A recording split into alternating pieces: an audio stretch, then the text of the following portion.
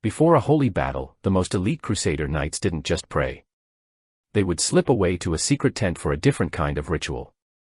They believed that through sex with a priestess, in the moment of ecstasy, they were absorbing her magic, her very essence, to become invincible on the battlefield. This was their true weapon. On the sun-scorched earth of the Holy Land, in the brutal aftermath of another furious clash with the Saracen forces, the priests moved like ghosts among the fallen. Their black robes were stark against the pale, dusty ground as they performed the last rites, their chanted Latin a thin, fragile thread of order in a world ripped apart by chaos. The air was a thick, suffocating blanket woven from the smells of spilled blood, sweat, and the sweet, cloying odor of death under a relentless sun.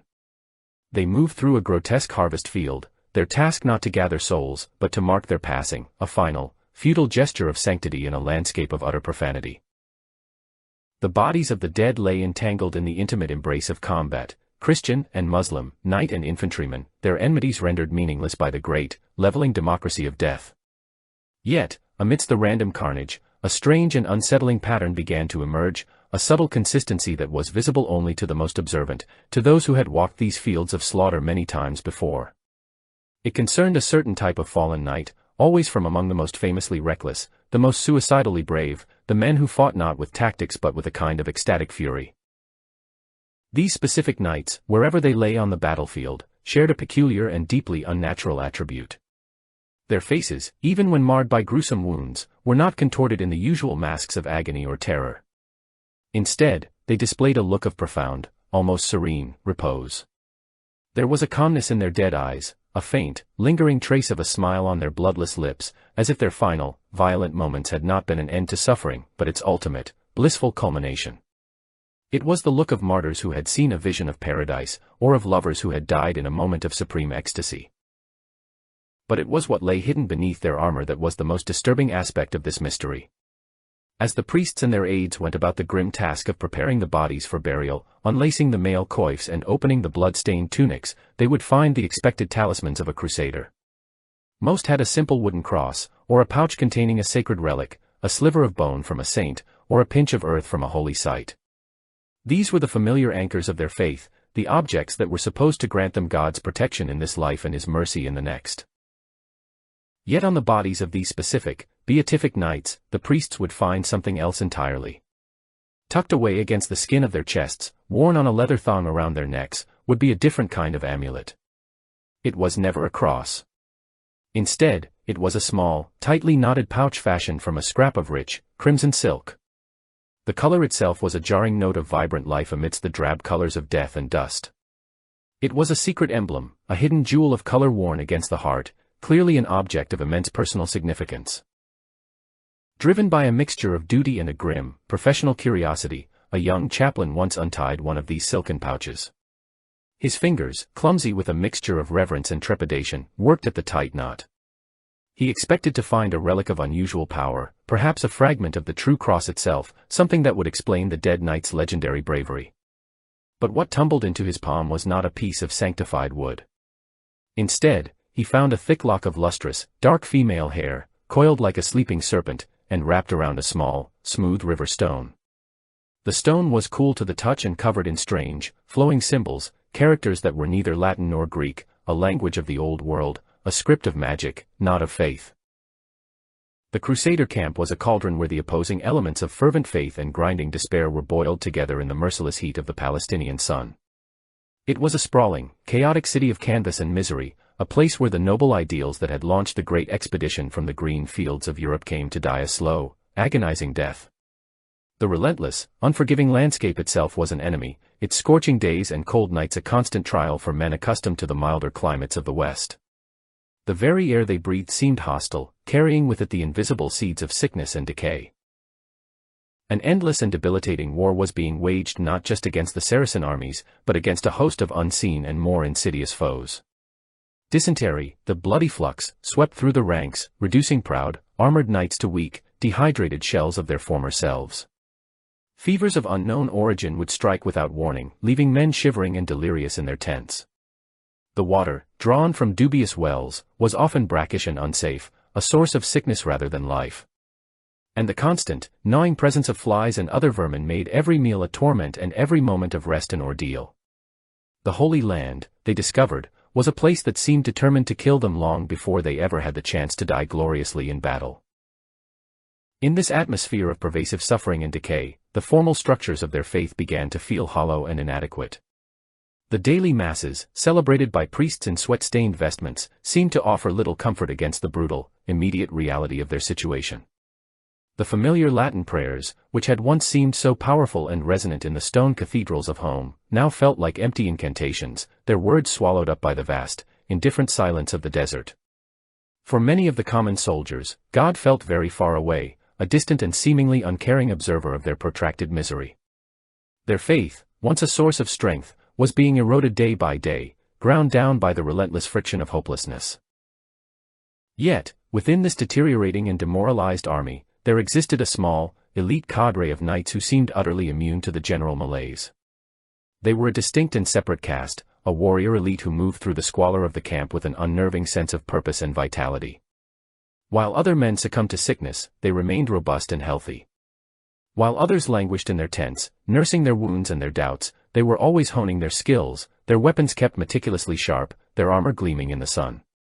They were the hard, unyielding core of the army, its unbreakable spear tip, the first into every breach and the last to retreat.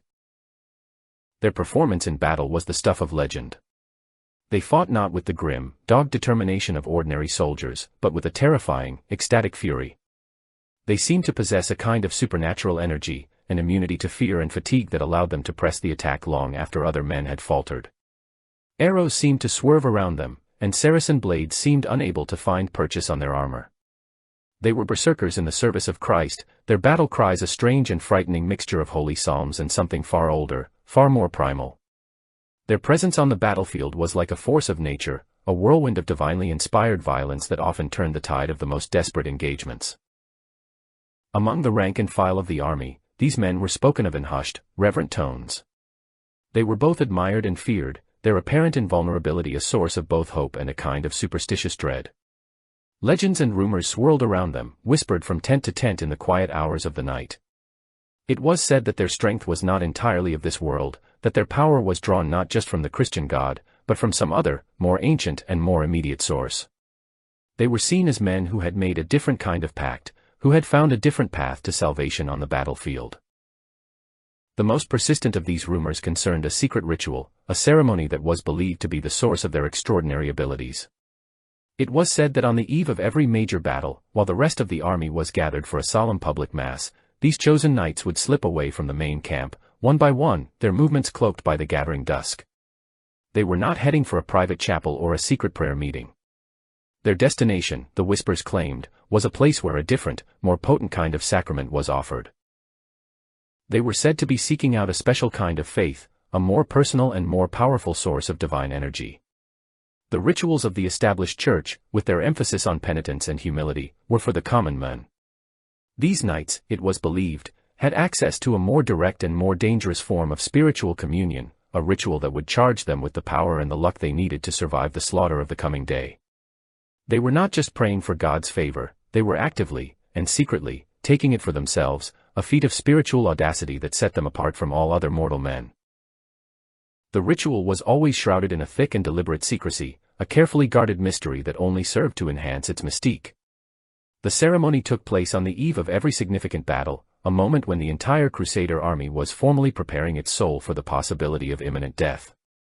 As the great camp bells tolled, summoning the rank and file to the sprawling, open-air mass, a palpable sense of spiritual gravity would descend upon the assembled host.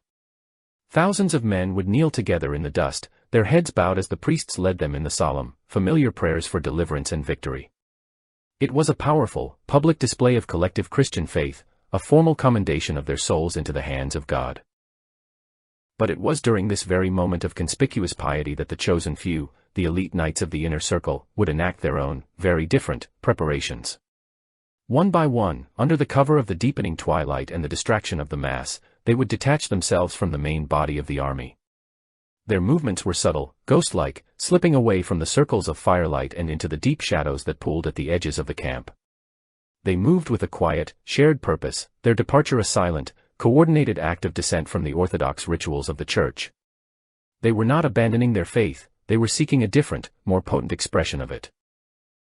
Their destination was a single, isolated tent, pitched at the far periphery of the sprawling encampment, deliberately set apart from the neat, orderly rows of the main army. This separation was both physical and symbolic, a clear statement of its unique and liminal status. It was close enough to be part of the Crusader host, yet far enough away to maintain its own aura of privacy and otherness. The tent itself was not the plain, functional canvas of a soldier's shelter. It was fashioned from richer materials, dyed in deep, exotic colors, and its guy ropes were adorned with small, strange carvings and bells that would occasionally tinkle in the desert wind, a sound that was both musical and unsettling. This tent did not belong to any of the great lords or barons of the crusade. It was not a command post or the headquarters of a specific knightly order. It was, instead, the exclusive domain of a woman, or sometimes several women, who had journeyed to the Holy Land in the company of the Genoese and Venetian merchants who supplied the army. These women were an anomaly in the brutally masculine world of the Crusader camp. Their status was ambiguous, deliberately undefined, and this very ambiguity was a source of both their power and the intense speculation that surrounded them. They were clearly not the wives or daughters of the nobility, who were housed in much more public and protected quarters. Nor were they the common camp followers, the washerwomen and prostitutes who plied their trade at the grubby, chaotic edges of the army. These women carried themselves with a serene, almost aristocratic, dignity.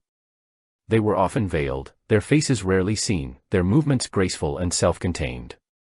They spoke little, and when they did, it was in hushed, musical tones that seemed out of place amidst the harsh, guttural sounds of the camp. In the whispered folklore of the common soldiers, these women were many things.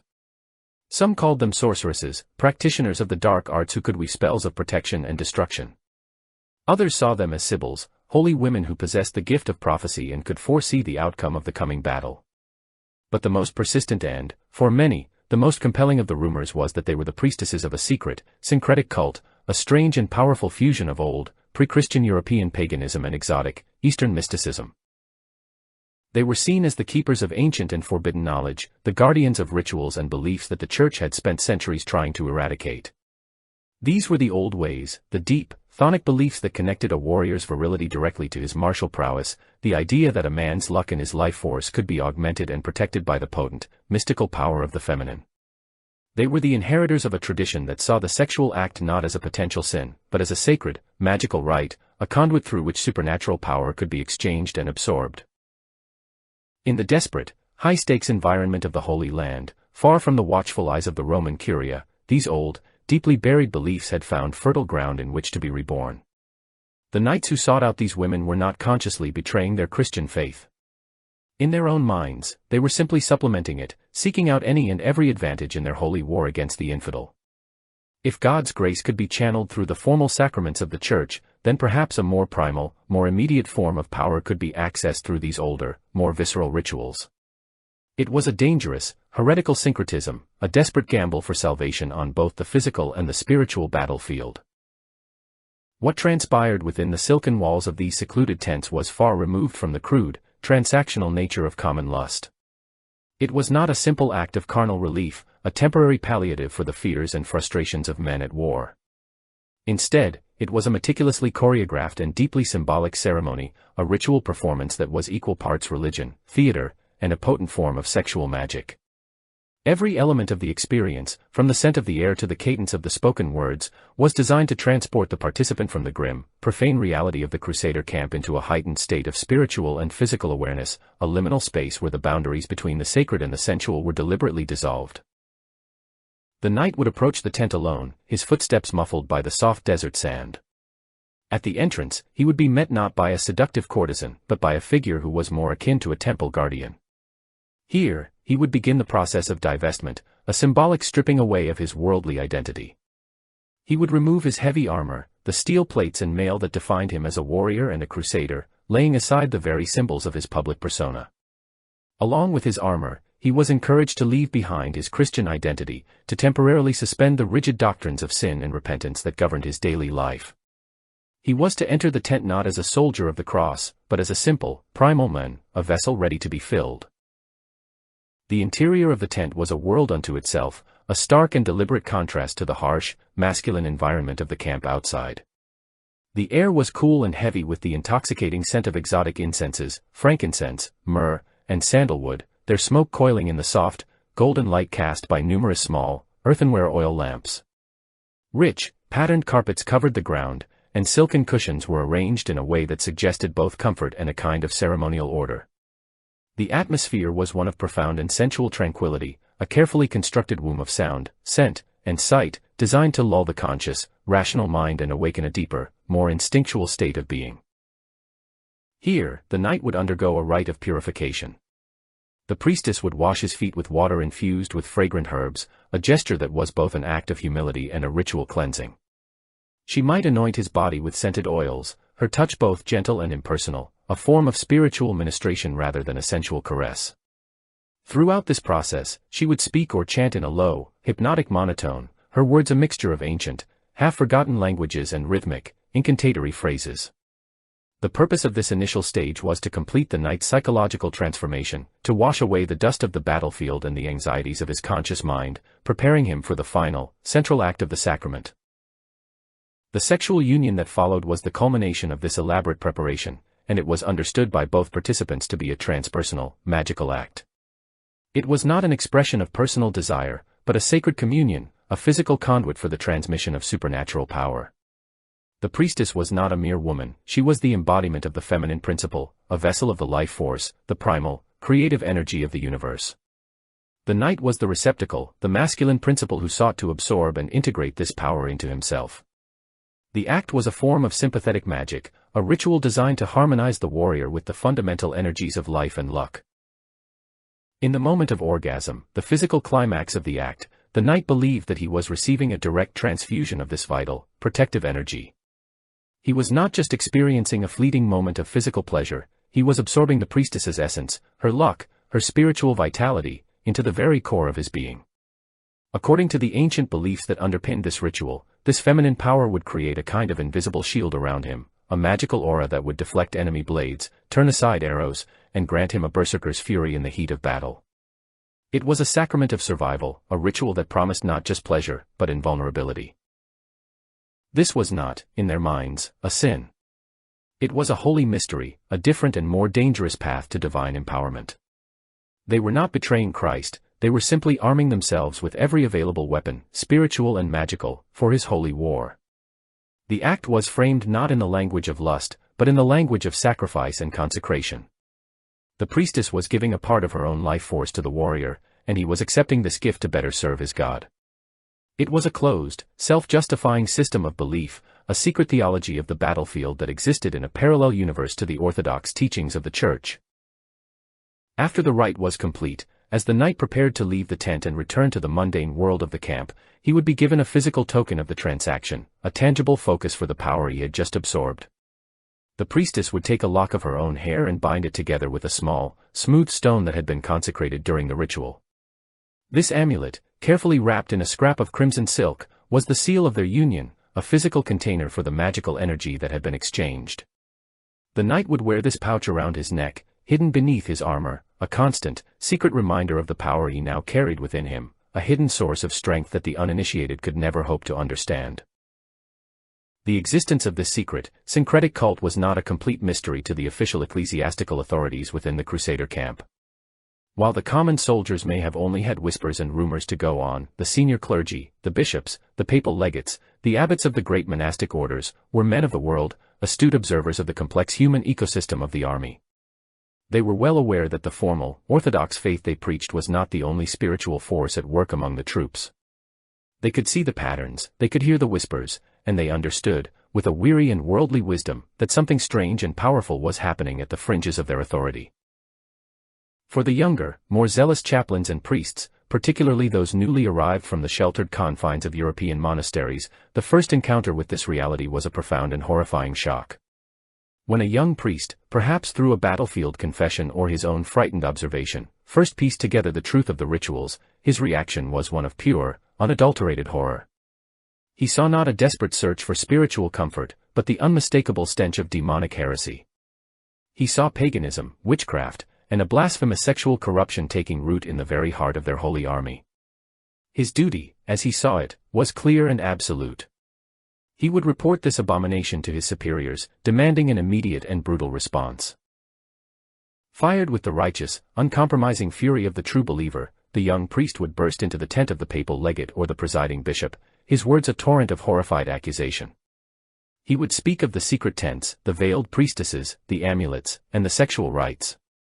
He would demand an immediate investigation, arrests, interrogations under torture to root out the full extent of the conspiracy, and, finally, the purifying fire of the stake. He would see it as a simple, stark choice between the law of God and the work of the devil, and he would expect his superiors to act with the same righteous, cleansing violence. But the response he received from the old, seasoned prelates of the crusade would be a profoundly disillusioning one. There would be no outburst of rage, no immediate call to arms. Instead, the old bishop, his face a roadmap of cynicism and fatigue etched by years of war and politics, would listen to the frantic accusations in a heavy, thoughtful silence. He would not dispute the facts of the report. He would not express surprise or shock. His reaction would be one of weariness, the tired resignation of a man who has long since made his peace with the moral compromises necessary to wage a successful war. The old prelate would then, in a low, quiet voice, deliver a masterclass in the brutal pragmatism of power. He would gently, almost kindly, halt the young priest's demands for fire and brimstone. He would explain that the world, particularly this small, desperate corner of it in the Holy Land, was not the simple, black and white moral landscape of the monastery. He would speak of a higher necessity, a greater good that sometimes required the turning of a blind eye to lesser evils. He would point out that the knights in question, the very men being accused of heresy, were the most effective and indispensable warriors in the entire Christian army. He would explain that these men, their souls fortified by their strange, heretical beliefs, fought with a suicidal bravery that could not be instilled by orthodox prayer alone. Their belief in their own magical invulnerability made them fearless, and their fearlessness won battles. They were the tip of the spear, the iron fist of the crusade, and their removal would be a catastrophic military blunder. To burn them as heretics would be to cripple the army, to hand a decisive advantage to the Saracen enemy. And in the cold, hard calculus of this holy war, a military defeat was a far greater evil than a private, contained spiritual corruption. The legate would speak of the unique conditions of their holy war, so far from the doctrinal certainties of Rome. Here, on the edge of the world, the rules were different. Survival, he would argue, was the first and most important sacrament. The ultimate goal was the victory of the cross over the crescent, and any tool that could be used to achieve that victory was, in a sense, sanctified by the righteousness of the cause. The souls of these individual knights were a matter for God to judge in the next world, their swords were a vital asset to the church in this one. And so, a silent, unwritten pact was forged between the official church and the heretical cult. A blind eye would be turned. The zealous young priests would be quietly instructed to tend to their own flocks and to leave the investigation of such delicate matters to their superiors. The secret tents would be allowed to remain, the rituals permitted to continue, their existence a necessary and useful fiction. The Church, in a profound act of cynical pragmatism, would effectively outsource the spiritual motivation of its most effective warriors to a pagan, magical tradition, all while maintaining a public facade of unimpeachable orthodoxy. The sin of the knights was not to be forgiven, but it was to be tolerated. It was a useful sin. Their heresy was a productive heresy. As long as their swords brought victory to the cause of Christ, the Church was prepared to overlook the unorthodox and deeply heretical methods by which they prepared their souls for battle. It was a dangerous, corrosive compromise, a deal made with a devil of convenience in the desperate hope of defeating a greater satanic foe. The souls of the few were being sacrificed for the strategic advantage of the many, a cold and calculated decision made by old men who understood that in a holy war, even God required a bit of help from the devil. The cynical and unholy alliance between orthodox faith and pagan magic, the pragmatic bargain struck by the Crusades' leadership, was destined to end in a catastrophe of biblical proportions. The very qualities that the rituals were supposed to instill in the elite knights, their fearless, ecstatic bravery and their unwavering belief in their own supernatural protection, were precisely the qualities that would lead them, and the entire army, to ruin. The bill for their heretical pact was about to come due, and it would be paid in the currency of blood, defeat, and the shattering of faith itself. The moment of reckoning came during a long-awaited and decisive assault on a heavily fortified Saracen city. This was to be the culminating battle of the campaign, the final, glorious push that would deliver a key strategic prize into Christian hands.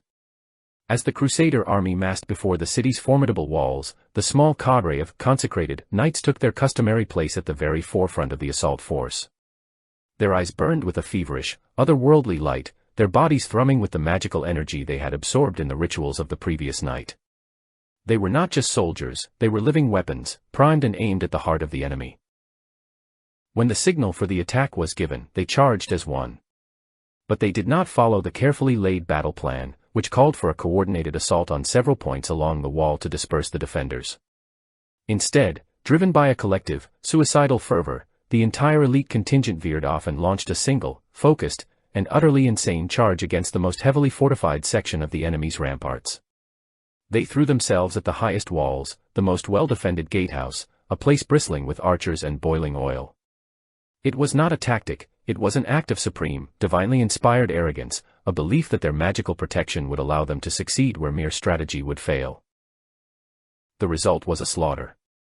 The Saracen defenders, who must have watched this suicidal charge with a mixture of disbelief and grim satisfaction, were perfectly prepared. They unleashed a storm of fire and steel upon the charging knights. Arrows rained down from the battlements in a dense, inescapable torrent. Huge stones, dropped from above, crushed men and horses alike.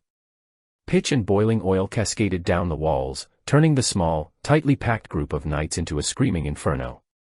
In a matter of moments, the unbreakable spear tip of the Crusader army was shattered, its finest warriors almost entirely wiped out in a single, catastrophic act of collective madness.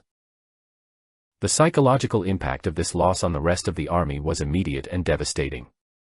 The sight of their supposedly invincible champions being so easily and so comprehensively annihilated broke the spirit of the main assault force.